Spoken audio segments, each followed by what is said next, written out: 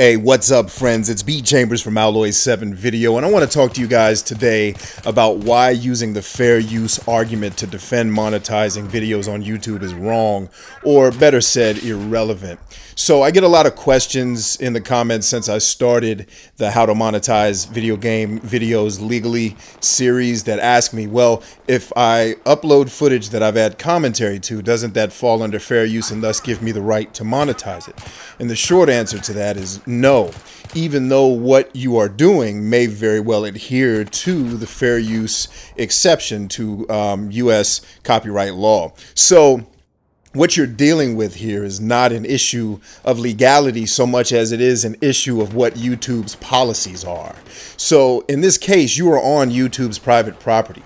And even if, and the interesting thing about it is that most of the videos that I watch probably would pass, they probably do fall within the parameters outlined by the fair use exception to copyright law. So it's not that what you're doing isn't fair use, it's that YouTube doesn't care. They have a policy in place that says in order for you to monetize videos on YouTube, you either have to A, own the copyright to the video you are uploading, or B, have permission from the copyright owner of the footage that you're uploading and either adding commentary to or some type of other work to make it what U.S. copyright law calls a transformative work versus just a derivative work.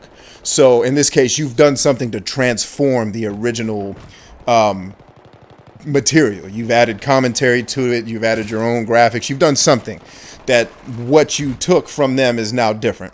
So, and that's a very overly simplified way to define that. But the example I gave one of the folks that asked me a question in the comments section where they said, hey, if I do just add commentary, can I monetize it because of fair use? The example I gave was this: if you go outside in your front yard and you take off your shoes and your shirt, it's totally legal. It's cool. But if you were to leave your yard without your shoes and shirt on and take a ride over to 7-Eleven, and I think this is probably still a policy, at least it was when I was growing up, you're going to see a sign that says no shirt, no shoes, no service. Meaning in order for you to patronize this private property establishment, you got to come in here with your shoes and your shirt on. Should you not, then they can refuse to provide you service. And YouTube is essentially doing the same thing.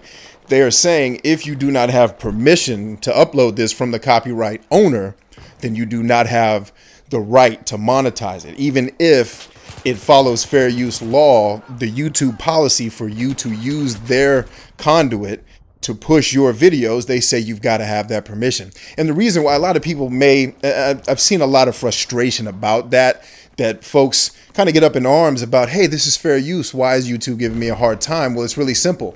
In the event that someone does something that breaks the fair use exception, and you have to understand, if you really get into the fair use exception and how it's defined in copyright law, it is very ambiguous, and it's written that way on purpose so as to give the courts the most amount of leeway to interpret the situation should an issue of legislation, some type of legal issue comes up, like I'm going to sue somebody for using my work. It gives the courts a lot of wiggle room to interpret it the best way that they know how. So what YouTube has done is they're just erring on the side of caution. Even though most of what gets uploaded probably does fall under some type of fair use situation, the fact of the matter is if somebody uploads something that's plagiarism or is not fair use and they monetize it, in this strange, rare case that this copyright owner would come after the person who produced the video, you best believe in that court case they're implicating YouTube as well, because YouTube has all the money. So if I'm going to sue somebody, I'm not only suing you for using my stuff, I'm suing YouTube for letting you do it. So they're erring on the side of caution, and they're saying in their policy and their bylaws that you have to have permission. And that very simply is why the fair use argument in this case is irrelevant. So hope you guys enjoyed it. I hope you found this useful. As always, if you guys have more questions or commentary, something you want to talk to me about, a publisher that you want me to help you get in touch with, if I can, by all means, if you got questions about how this works, how to monetize videos and stay within the confines of YouTube policy and law, do not hesitate to give me a shout either via PM, or you can send me a comment. You can send me a Twitter. I think my email is somewhere in the comments in some of my videos. Hit me up however you need to. If you've got questions about a specific publisher and it's not on our website, always be sure to check the link to our website where I've listed all the publishers that do allow, or excuse me, copyright owners, and that's publishers and developers, that do allow monetization of the footage of their games. And I also post the ones that told me no, the ones that don't allow it. So by all means, you got questions, I'm sure I can get it answered, or at least find it for you, or help you find it. Don't hesitate to hit me up. Again, B Chambers Alloy 7 video. Let me say peace and Godspeed to all of you, and we'll see you back here for the next Alloy 7 video.